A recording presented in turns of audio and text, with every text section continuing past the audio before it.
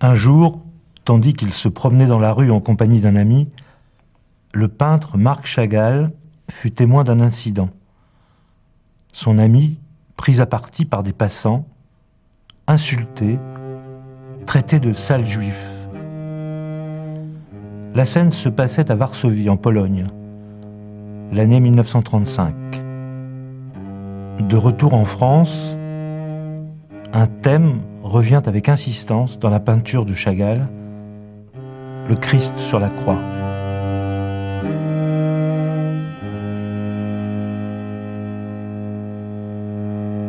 Au centre du tableau, un Christ à la peau jaunâtre, baigné par une intense lumière blanche. Autour de lui, le désordre et l'agitation, bâtiments en flammes, objets éparpillés. Des personnages s'enfuient, à pied ou en bateau.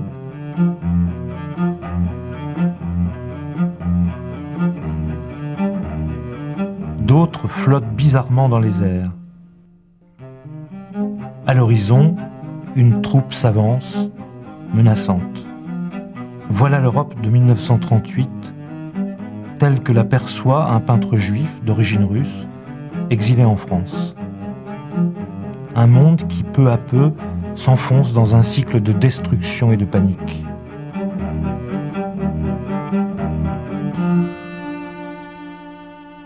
Le peintre a figuré un univers gris, sans identité ni repère, où l'on distingue à peine le ciel de la terre de l'eau.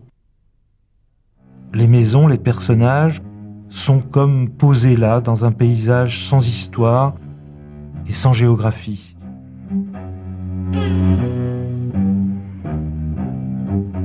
Presque toutes les scènes ont un rapport direct ou indirect avec le judaïsme. Jésus est le Dieu des chrétiens, mais son appartenance au peuple juif est rappelée par le châle de prière qui couvre ses reins et l'inscription en hébreu « Jésus de Nazareth, roi des Juifs ».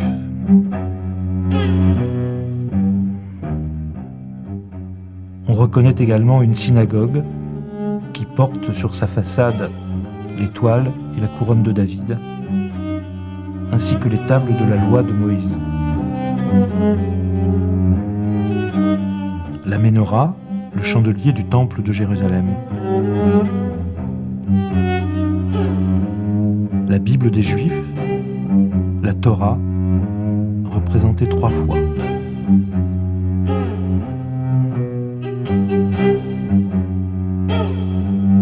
Dans le ciel, un rabbin et des juifs religieux. L'impression de grand désordre est renforcée par l'absence de perspective classique. Une contrainte dont Marc Chagall ne s'est jamais vraiment soucié.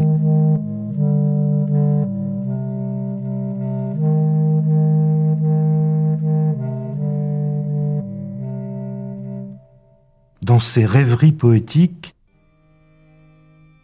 les musiciens jouent par-dessus les toits,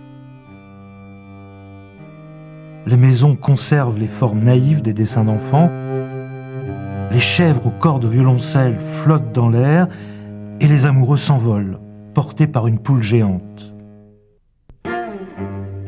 Une peinture qui exprime bien souvent la joie de vivre, dans une explosion de couleurs, de personnages, d'animaux et d'objets symboliques. Ce n'est plus le cas dans ce tableau, d'où émane surtout la violence et la peur. 2 lieux ont particulièrement inspiré Chagall. Paris, sa ville d'adoption depuis les années 20, et surtout Vitebsk, sa ville natale dans la Russie des tsars. Lorsque Marc Chagall vient au monde en 1887, les Juifs représentent la moitié de la population de Vitebsk. Dans un pays majoritairement chrétien et antisémite, ils sont tout juste tolérés et n'ont quasiment aucun droit.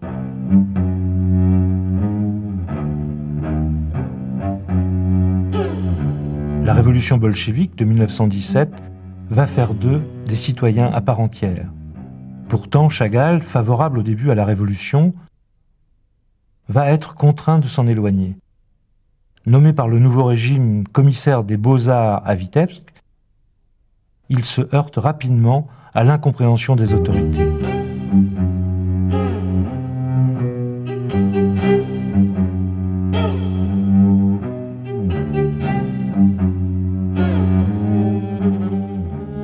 Pourquoi la vache est-elle verte ? Et pourquoi le cheval s'envole-t-il dans le ciel ? Pourquoi ? Quel rapport avec Marx et Lénine ? S'interroge la responsable communiste. Il n'y avait en effet aucun rapport avec Marx et Lénine.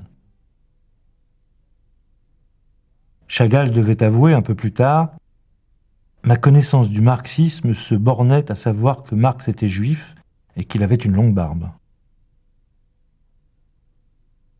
En 1922, comprenant le danger qui menace sa liberté d'artiste, le peintre quitte définitivement la Russie des soviets.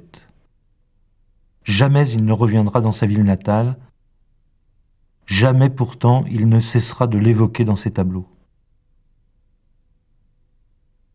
C'est bien Vitebsk que Chagall a représenté dans La Crucifixion blanche. Vitebsk et ses petites maisons de bois, ses enclos, son cimetière juif, une ville sans dessus-dessous, prise dans la tourmente révolutionnaire.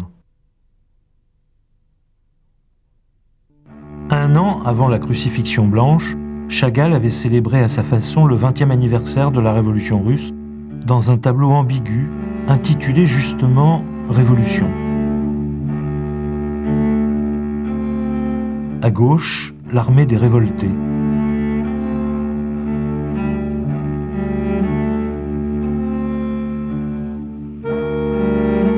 À droite, les personnages familiers du peintre. Amoureux, musicien, et lui-même devant son chevalet. Au centre, Lénine en équilibre sur une main. Et un juif songeur qui tient sous son bras la Torah. D'une certaine manière, le peintre rend hommage à la révolution qui a donné la liberté aux Juifs. L'ambiance du tableau est pourtant inquiétante. Que va-t-il résulter de la confrontation entre la foule armée et les paisibles musiciens ? Que signifie en réalité le geste de Lénine ? Désigne-t-il un modèle à suivre ou une réalité à éliminer ? Je pense, disait Chagall, que la révolution peut être grande tout en conservant le respect d'autrui. En 1938, son opinion semble faite. Le régime soviétique n'est décidément pas respectueux d'autrui. De ces hommes et de ces femmes qui s'élancèrent à la conquête des lendemains qui chantent, sûrs de leur nombre et de leur idéologie, combien sont devenus des victimes, embarqués dans le bateau ivre de la Révolution, qui erre depuis, sans mât, sans voile, sans gouvernail. Combien ont été broyés par la terreur stalinienne, simplement exécutés ou morts d'épuisement dans les camps de travail du goulag.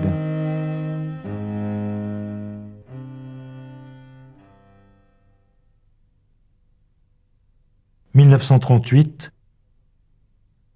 les synagogues brûlent en Allemagne. Depuis l'accession au pouvoir d'Hitler, les Juifs ont été méthodiquement mis à l'écart de la nation. Ils ont perdu leurs emplois, leurs biens et même leur identité. Les lois de Nuremberg les privent de leurs droits civiques, interdisent mariage et relations sexuelles avec des citoyens allemands. Le soir du 9 novembre 1938, les nazis déclenchent une vague de violence dans tout le pays. Magasins juifs pillés, lieux de culte saccagés, des milliers d'arrestations, la nuit de cristal. Les Juifs découvrent l'horreur des camps de concentration. Ceux qui n'ont pas fui à temps le grand Reich d'Adolf Hitler comprennent qu'il est désormais trop tard. La scène décrite à droite du tableau est sans ambiguïté. Le personnage qui met le feu à la synagogue est bien un nazi, reconnaissable à son uniforme brun. Mais le peintre ne cherche pas à être plus explicite. Le drapeau ne porte pas la croix gammée et rien autour de la synagogue n'évoque l'Allemagne des années 30. Volonté de ne pas se cantonner trop précisément dans le temps et dans l'espace. À toutes les époques, il s'est trouvé des barbares pour profaner les temples. Sur la poitrine de l'homme vêtu de bleu, Chagall avait d'abord peint l'inscription « Ich bin Jude » en allemand, « Je suis juif ». Il l'a ensuite effacée. Volonté de ne pas réduire les malheurs de l'humanité aux seuls Israélites. À toutes les époques, il s'est trouvé des barbares pour massacrer les gens de paix. Très tôt, la conscience d'une montée de la barbarie a imprégné la peinture de Chagall. Dans La chute de l'ange, un tableau commencé en 1923 mais retravaillé pendant plus de 20 ans, il mêle, comme souvent, symboles chrétiens et symboles juifs. Souvenirs bibliques et souvenirs de sa jeunesse russe. Avec la perdition de l'ange, vaincu par les forces obscures, c'est le mal qui fait brutalement irruption dans le monde des humains. Le juste, alors, s'enfuit, emportant avec lui la parole de Dieu. Cette toile présente beaucoup de points communs avec la crucifixion blanche. Combinant toujours histoire personnelle et allusion au drame de son siècle, l'artiste y déploie la même vision angoissante d'un monde déréglé.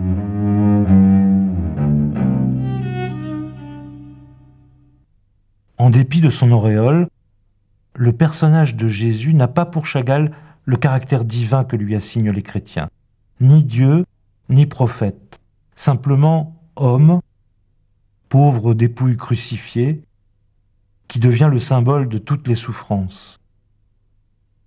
Bien éloigné des dogmes religieux, le peintre nous restitue Jésus dans sa profonde humanité. Pour autant, chez Chagall, éternel optimiste, la destinée humaine est certes dramatique, mais jamais désespérée. Le monde des vivants reste éclairé par la lumière de Dieu. Les hommes et les femmes, en s'enfuyant, emportent avec eux l'espoir, symbolisé par la Torah,